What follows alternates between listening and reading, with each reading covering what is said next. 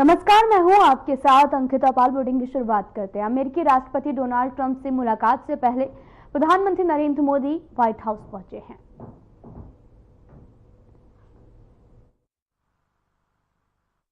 तस्वीरें आपको दिखा रहे हैं जो कि वाशिंगटन से हैं, जहां पर व्हाइट हाउस पहुंचे हैं प्रधानमंत्री नरेंद्र मोदी और साथ ही डोनाल्ड ट्रंप से मुलाकात भी करेंगे।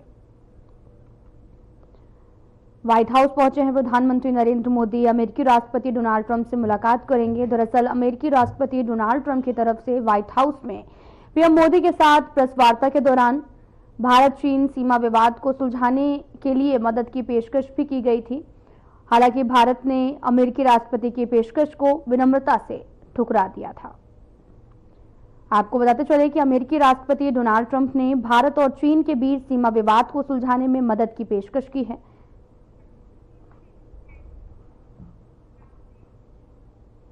अमेरिकी यात्रा पर पहुंचे हैं प्रधानमंत्री नरेंद्र मोदी ने अमेरिका के राष्ट्रपति डोनाल्ड ट्रंप से मुलाकात की। वहीं अमेरिकी राष्ट्रपति डोनाल्ड ट्रंप ने पत्रकार वार्ता में कहा कि मुझे लगता है कि चीन के साथ हमारे संबंध बहुत अच्छे होंगे।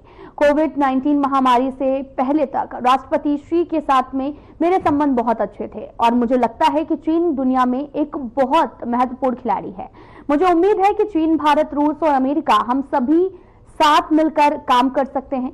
रूस यूक्रेन युद्ध को डी एस्केलेट करने में भी भारत की भूमिका के बारे में पूछे जाने पर प्रधानमंत्री नरेंद्र मोदी ने कहा कि मैं हमेशा रूस और यूक्रेन के साथ निकट संपर्क में रहा हूं। मैंने दोनों देशों के नेताओं से मुलाकात की है और आगे क्या कहा सुनाते हैं आपको। मैं रशिया और यूक्रेन दोनों से लगातार संपर्क में रहा हूं। मैं स्वयं भी दोनों देश की मुलाकात कर चुका हूं। बहुत से लोगों का एक भ्रम है कि भारत न्यूट्रल है। मैं साफ करना चाहता हूं, भारत न्यूट्रल नहीं है। हमारा अपना एक पक्ष है और हमारा पक्ष है शांति, पीस। और मैंने इसी एक हमारे सिद्धांत को लेकर के राष्ट्रपति पुतिन की हाजिरी में मीडिया के सामने स्पष्ट रूप से कहा था कि युद्ध का समय नहीं है। और आज भी मेरा कन्विक्शन है कि युद्ध के मैदान में समस्याओं के समाधान नहीं निकलते हैं, अल्टीमेटली वार्ता के टेबल पर ही होते हैं।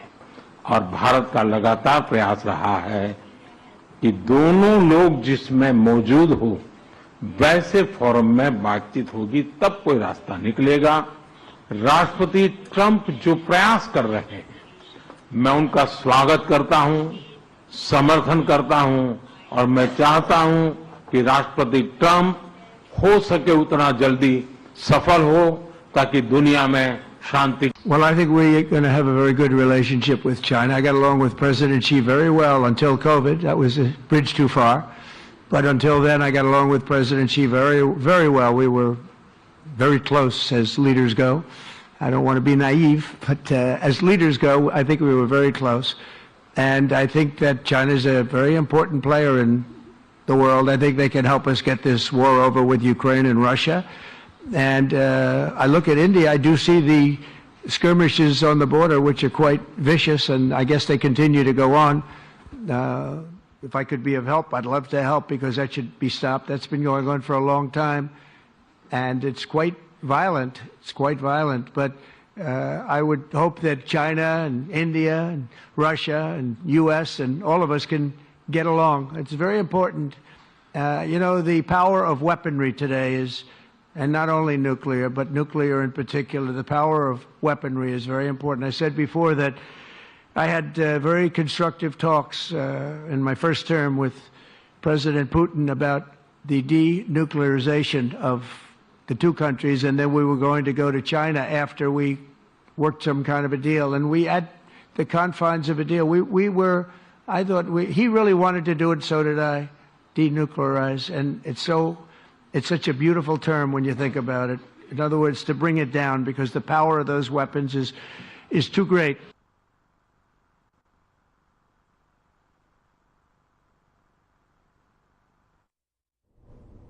विदेश सचिव विक्रम मिस्री ने भी कहा कि प्रधानमंत्री ने राष्ट्रपति डोनाल्ड ट्रंप के निमंत्रण पर संयुक्त राज्य अमेरिका की एक महत्वपूर्ण और एक बहुत ही सार्थक यात्रा पूरी की है। राष्ट्रपति ट्रंप के दूसरे कार्यकाल के लिए शपथ लेने के बाद में प्रधानमंत्री की यह पहली संयुक्त राज्य अमेरिका यात्रा है और ये यात्रा इस बात का संकेत है कि दोनों नेता भारत अमेरिका संबंधों को इतनी प्राथमिकता देते हैं।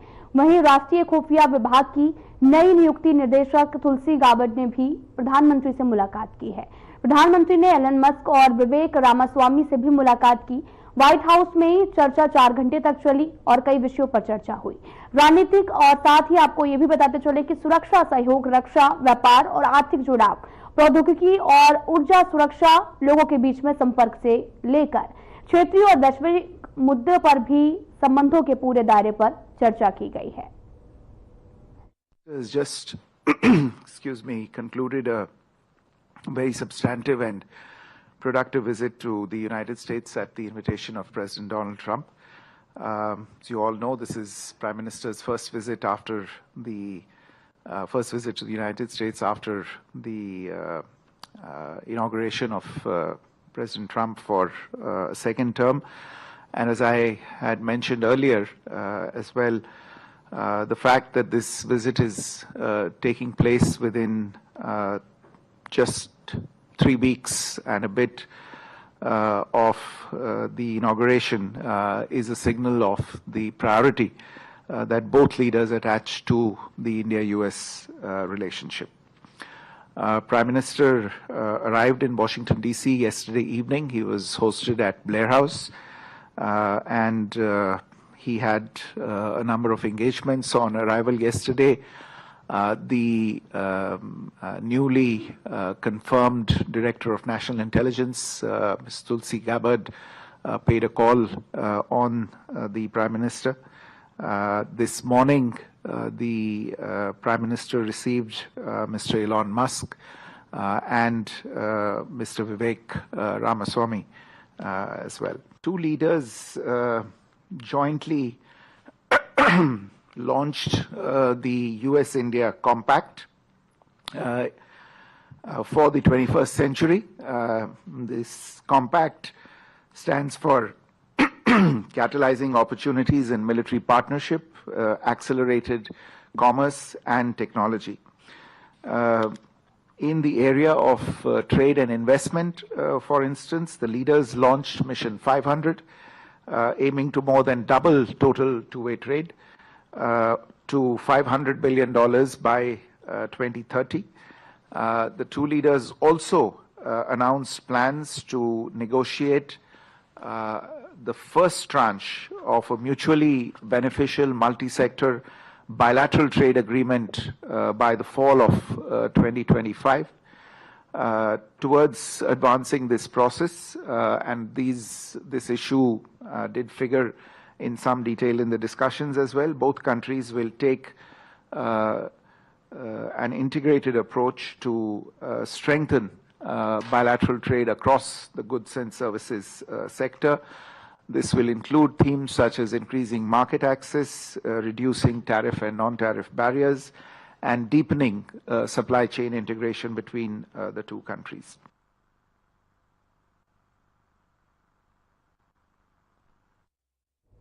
अमेरिकी यात्रा पर गए पीएम मोदी ने अपने सोशल मीडिया साइट एक्स पर पोस्ट कर लिखा कि राष्ट्रपति ट्रंप अक्सर MAGA के बारे में बात करते हैं। भारत में हम एक विकसित भारत की दिशा में काम कर रहे हैं, जिसकी अमेरिकी संदर्भ में अनुवाद MIGA है और साथ में भारत अमेरिका के बीच में समृद्धि के लिए मेगा साझेदारी है।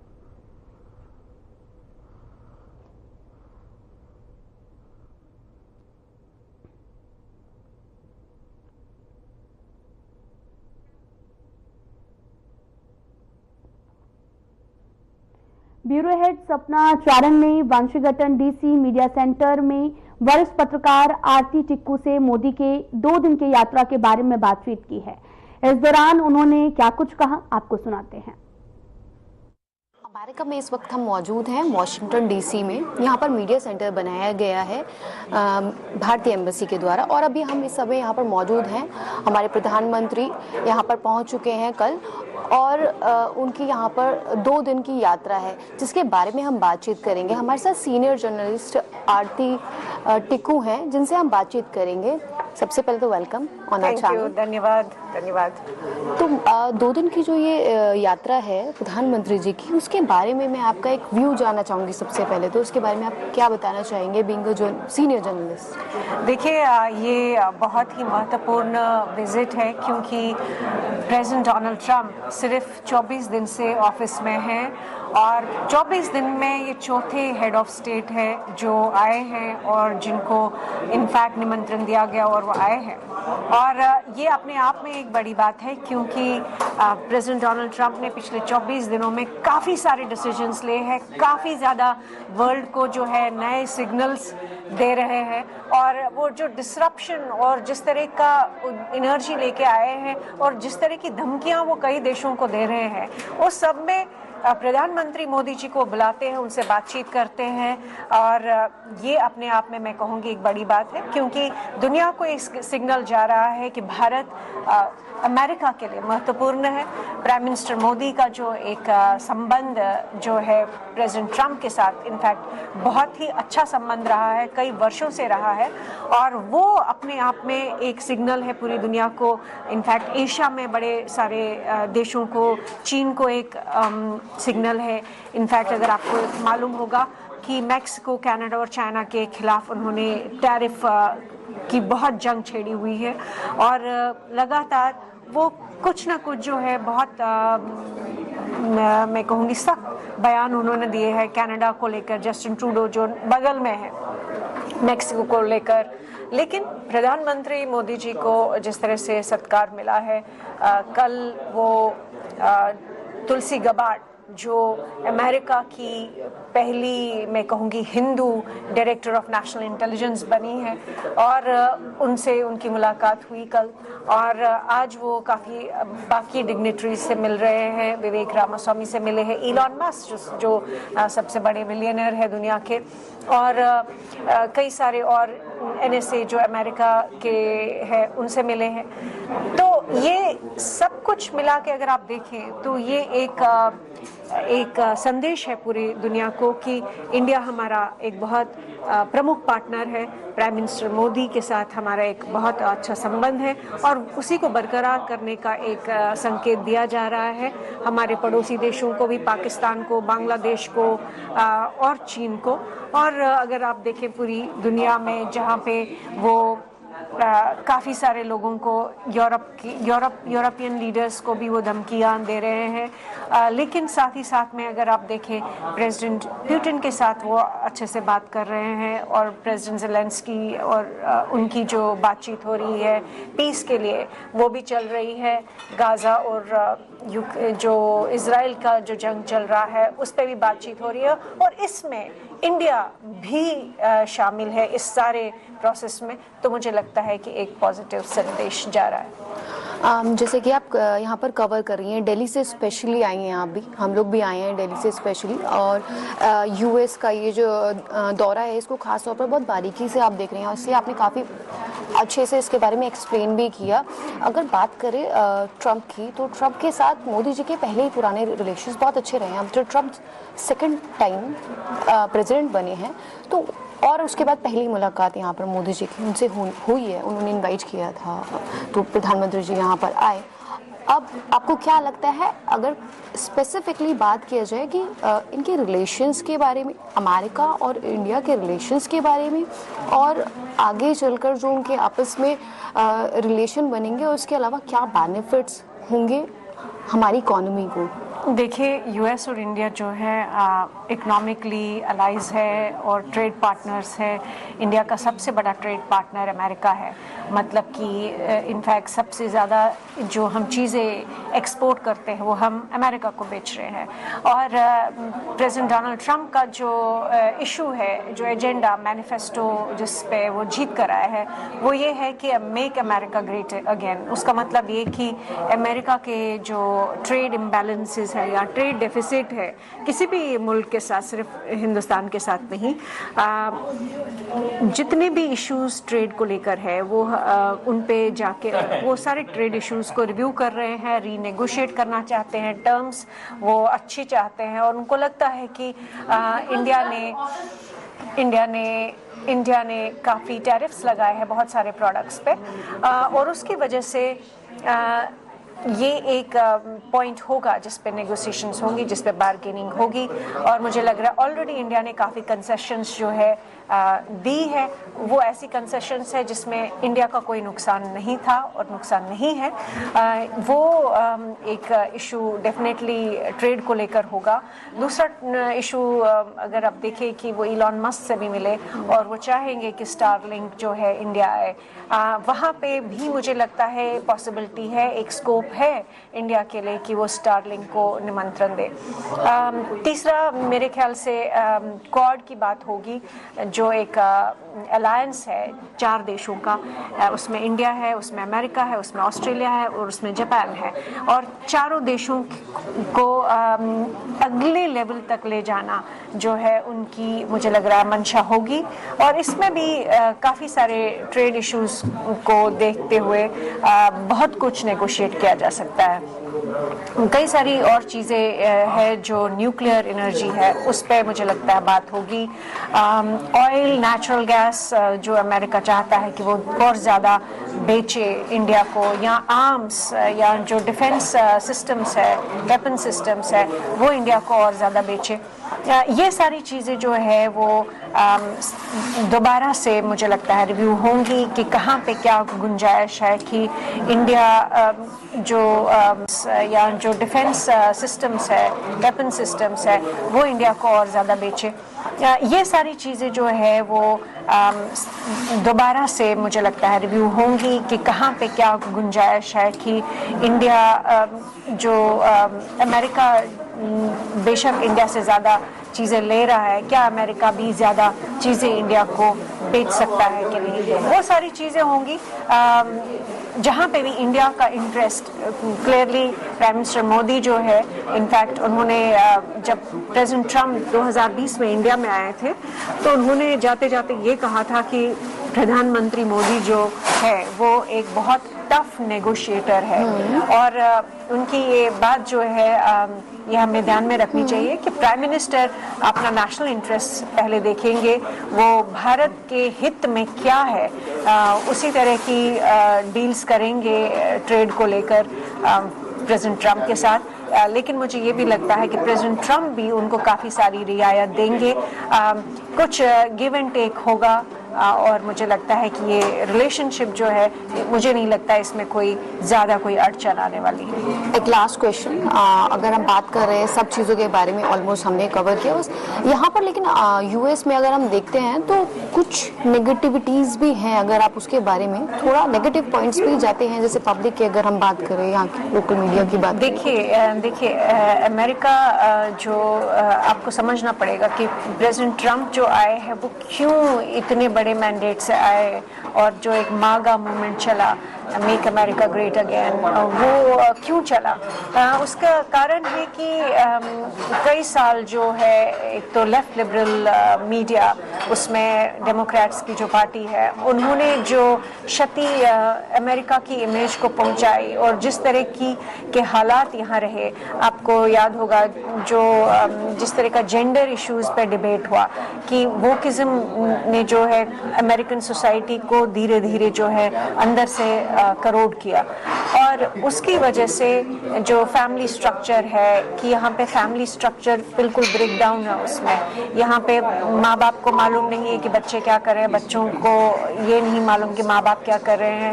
यहाँ पे टीन प्रेगनेंसी वाला बहुत बड़ा इशू था। यहाँ पे जो आपने देखा होगा कई सालों 10 साल तक वो जो जेंडर सर्जरीज होती थी, वो किस्म का एक बहुत ही नेगेटिव इम्पैक्ट था सोसाइटी पे। यहाँ के लोग डिप्रेशन में इतने हैं, चूंकि सोशल स्ट्रक्चर नहीं है, तो उसकी वजह से जो फैमिली स्ट्रक्चर है, वैल्यू सिस्टम है, फेथ है, रिलीजन है, कल्चर है, वो सारा जो ब्रेक डाउन हुआ, उसकी वजह से जो एक बहुत बड़ा तबका था, गरीब तबका था, या जो इन वैल्यूज में यकीन रखता है, फैमिली में यकीन रखता है, भगवान में विश्वास करता है, वो उन लोगों को सारी पॉलिटिकल पार्टीज, रिपब्लिकन्स और डेमोक्रेट्स से सबसे निराशा हुई, और तब जाके उन्होंने प्रेसिडेंट ट्रंप को साथ दिया, और उसकी वजह से मागा मूवमेंट क्रिएट हुआ। तो इसका मतलब ये है कि ओवरऑल अगर आप देखें, जितना यहाँ पे आप देखते हैं वेल्थ है, बहुत पैसा है, बहुत ये है, लेकिन उतना ही ज्यादा करप्शन भी है, जिसकी बात प्रेसिडेंट ट्रंप लगातार करते आ रहे हैं। कि अगर आप देखिए इलॉन मस्क जो DOG डिपार्टमेंट चलाते हैं, उसमें उन्होंने कितने करोड़ों का, बिलियंस ऑफ डॉलर्स का करप्शन देखा, और दूसरा सिर्फ करप्शन नहीं, उसकी वजह से पूरी सोसाइटी पे जो नेगेटिव इफेक्ट पड़ा है, वो उसकी वजह से अगर आप देखें इंडियन डायस्पोरा जो है, इंडियन डायस्पोरा थोड़ा हटके है। इनफैक्ट विवेक रामास्वामी ने एक बहुत बड़ी बात कही थी कि यहाँ अमेरिका में मीडियोक्रिटी जो है वो सपोर्ट की जा रही है, ना कि मेहनत करना नहीं सिखाया जा रहा है बच्चों को। बच्चे मेहनत नहीं करना सीखते, वो साइंस सब्जेक्ट्स नहीं पढ़ते, वो ये विवेक रामास्वामी ने कही थी। तो ये उसमें बेशक काफ़ी क्रिटिसिज्म हुआ, लेकिन ये बात सच है कि ओवरऑल अमेरिका में पैसा होगा, लेकिन पैसे की वजह से करप्शन बहुत ज़्यादा, और करप्शन की वजह से जो समाज है वो खोखला हुआ, और जब समाज खोखला होता है तो फिर डिसरप्शन आता है, कोई ऐसा लीडर आता है जो वो सारी चीज़ों को नकारता है। इसलिए प्रेसिडेंट ट्रंप जो पिछले 20-22 दिनों में उन्होंने डिसीजंस लिए, उन्होंने, जैसे कि आपको याद होगा कि ये ट्रांसजेंडर जो है या मेन जो है वो लड़कियों के स्पोर्ट्स में जाते थे। अब प्रेसिडेंट ट्रंप ने वो बंद कर दिया कि नहीं, 2 ही जेंडर्स है, मेन और वुमेन। ये एक नई चीज हुई। दूसरी बात, अगर आप देखें कि तुलसी गबार्ड ने बिल्कुल सीना तान के बोला कि वो एक तो हिंदू है, और दूसरी वो जो हिंदुओं के साथ हो रहा है बांग्लादेश में, आपको मालूम होगा जब यूनिस सरकार आई तब से और शेख हसीना को हटाया गया, तो उसमें हिंदू जो बांग्लादेश में रह रहे थे उनके साथ काफी ज्यादतियां हो रही है, और उसके बारे में खुल के तुलसी गबार्ड ने स्टैंड लिया है। तो ये दिखा रहा है कि ये समाज जो है, जितना भी इनका सोशल लेवल पे, इकोनॉमिक लेवल पे, पॉलिटिकल लेवल पे जो करप्शन हुआ है काफ़ी अरसे से, उसके बारे में अब ये सोचने लगे हैं। Thank you so much for talking to us. आपने बहुत ही अच्छे से एक्सप्लेन किया, और सारे पॉइंट्स को आपने बहुत अच्छे से एलोबरेट करके बताया हमारे व्यूअर्स को। तो ये थी हमारे साथ आरती जी, जिन्होंने हमें एक्सप्लेन किया और बताया बहुत अच्छे से 2 दिवसीय इस दौरे के बारे में मोदी जी के, और इसके अलावा US के बारे में भी उन्होंने हमें काफ़ी अच्छी जानकारी दी। वीडियो जर्नलिस्ट शौर्य विक्रम के साथ सपना चारण। तो वहीं लखनऊ में 4 लेन के 2 फ्लाईओवर का उद्घाटन और कई विकास परियोजनाओं का लोकार्पण और शिलान्यास कार्यक्रम का आयोजन किया गया है, जिसमें CM योगी आदित्यनाथ और रक्षा मंत्री राजनाथ सिंह और साथ ही केंद्रीय मंत्री नितिन गडकरी शामिल हुए हैं। अतिथि के रूप में उपस्थित लखनऊ के लोकप्रिय सांसद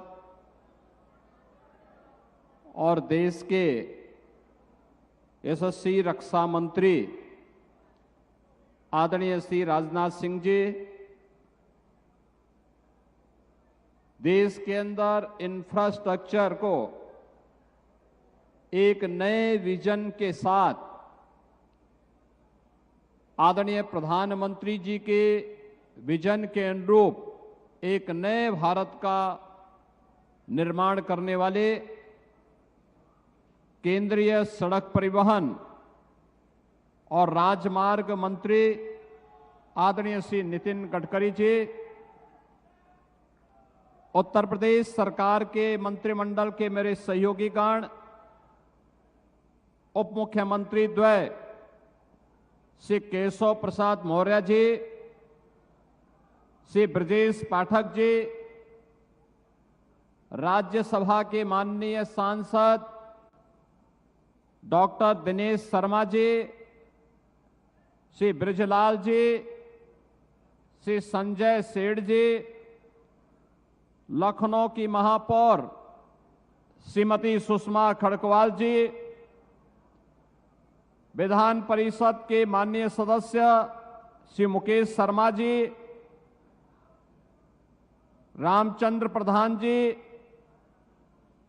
पवन सिंह चौहान जी, अवनीश सिंह पटेल जी, माननीय विधायक डॉक्टर नीरज वोरा जी, ओपी श्रीवास्तव जी, योगेश शुक्ला जी, अमरेश कुमार जी, महानगर के अध्यक्ष श्री आनंद द्विवेदी जी, भारतीय जनता पार्टी के सभी पदाधिकारी और उपस्थित कार्यकर्ता बहनों और भाइयों, मैं सबसे पहले प्रदेश की राजधानी को राजधानी के अनुरूप